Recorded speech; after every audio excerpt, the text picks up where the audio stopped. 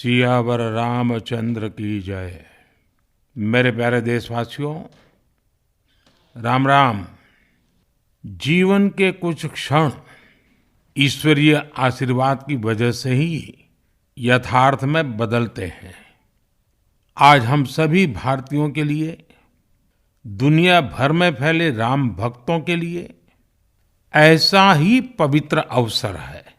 हर तरफ प्रभु श्री राम की भक्ति का अद्भुत वातावरण, चारों दिशाओं में राम नाम की धुन, राम भजनों की अद्भुत सौंदर्य माधुरी। हर किसी को इंतजार है 22 जनवरी का, उस ऐतिहासिक पवित्र पल का। और अब अयोध्या में रामलला की प्राण प्रतिष्ठा में केवल 11 दिन ही बचे हैं। मेरा सौभाग्य है कि मुझे भी इस पुण्य अवसर का साक्षी बनने का अवसर मिल रहा है।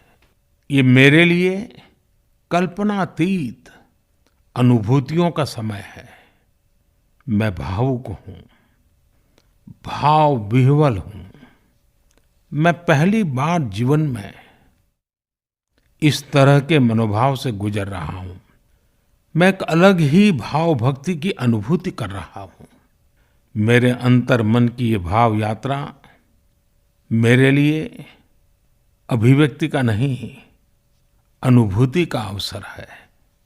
चाहते हुए भी मैं इसकी गहनता, व्यापकता और तीव्रता को शब्दों में बांध नहीं पा रहा हूं। आप भी भली भांति मेरी स्थिति समझ सकते हैं।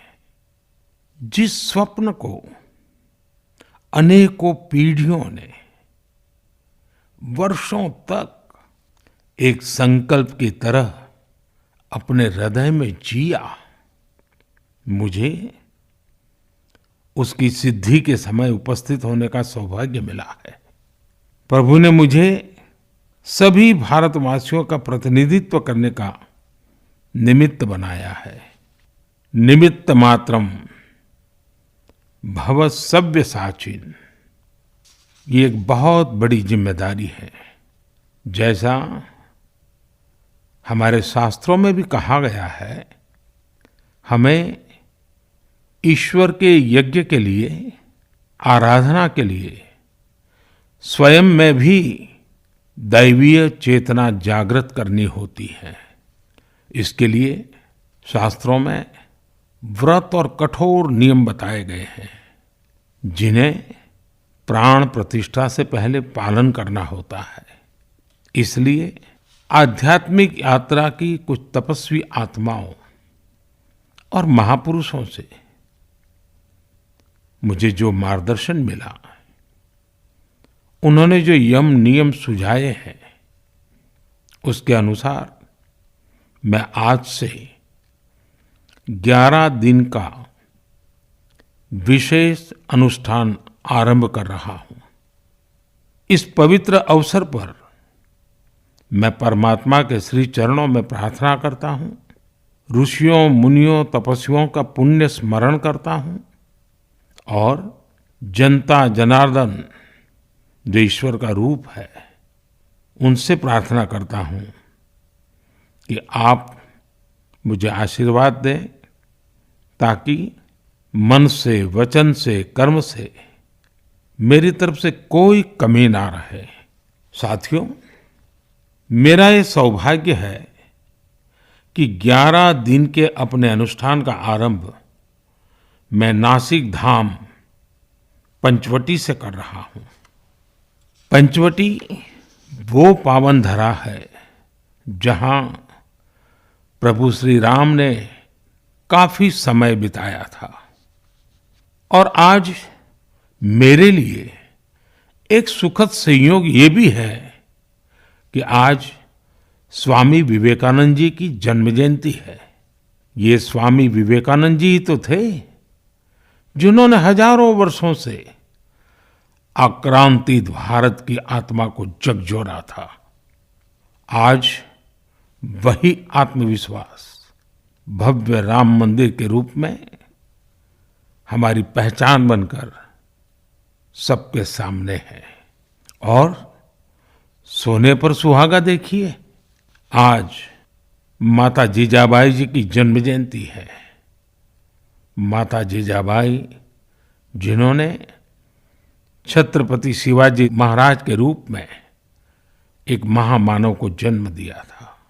आज हम अपने भारत को जिस अक्षुण्ण रूप में देख रहे हैं, इसमें माता जीजाबाई जी का बहुत बड़ा योगदान है।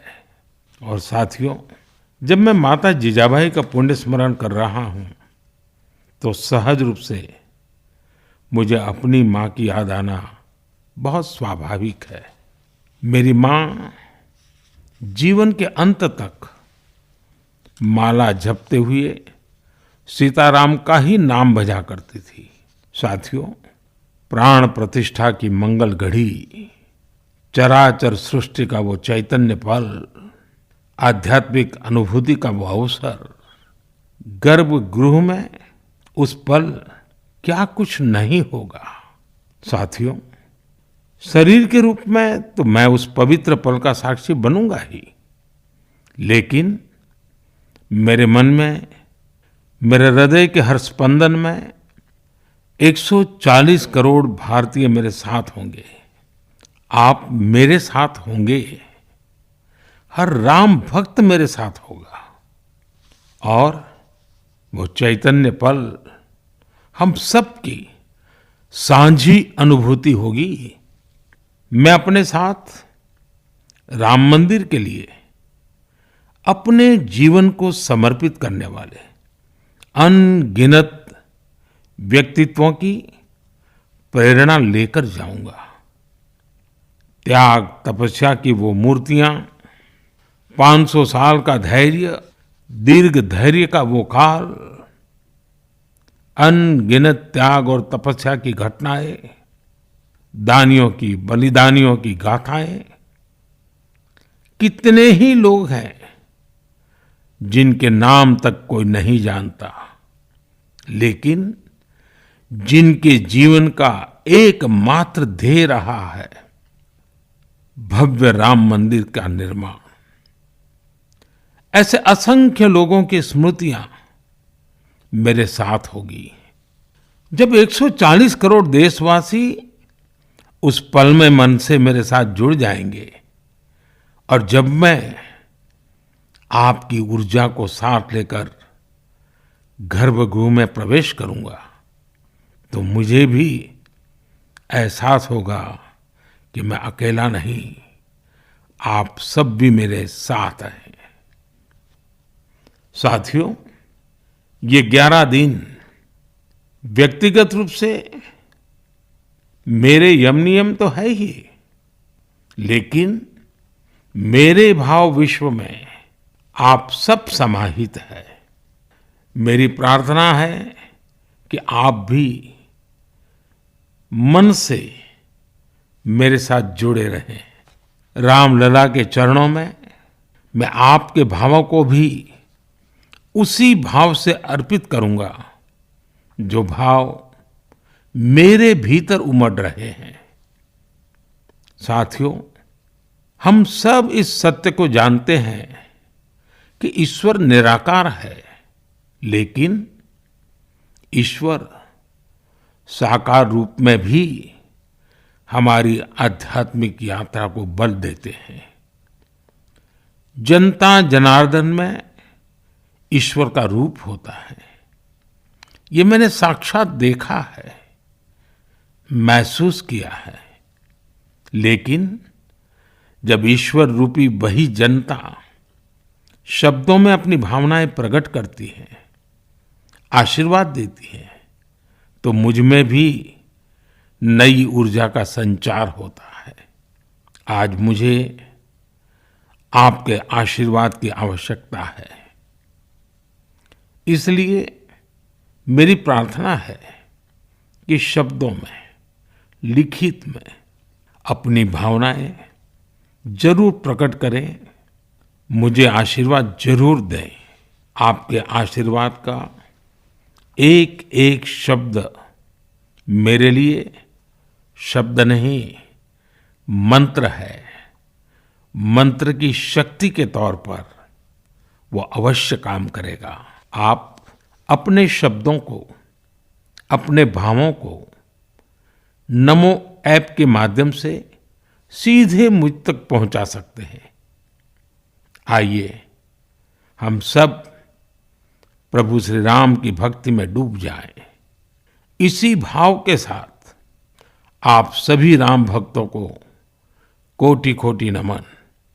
जय सिया राम, जय सिया राम, जय सिया राम।